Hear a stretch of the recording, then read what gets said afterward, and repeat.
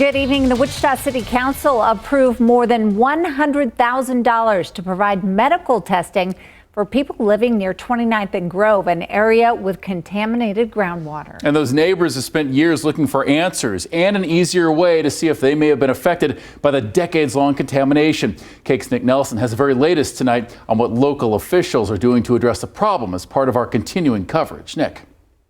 That's right. Last year, the state legislature put aside $2.5 million for health testing for residents in the area. However, those funds can only be used if the city and county also provide funds. Today, the Wichita City Council is putting some of the state's and city's money to use.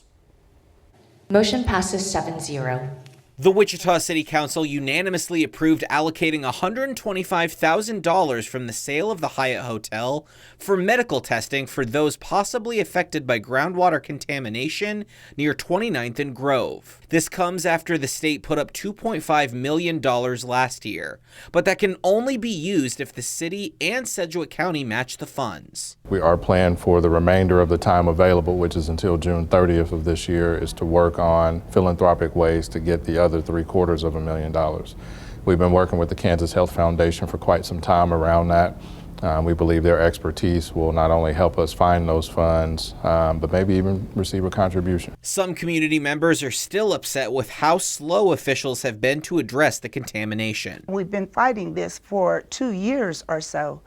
And so I just did not want to keep prolonging this procedure of trying to get money. I don't want to wait too long. We have people passing away, and we don't know why. Former City Council member Levanta Williams grew up in the neighborhood and says members of her family have died because of the contamination. The state didn't release findings of groundwater contamination to the public until 2022, decades after the spill at the Union Pacific rail yards.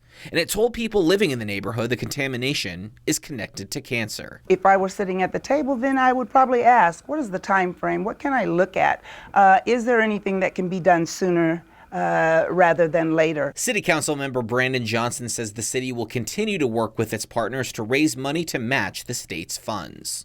The groundwater is still contaminated, the soil is still contaminated, and it will be until we get those devices into the ground. So we're looking twofold. How do we make that happen? Because that's something that has to happen, and my goal is for it to happen this year.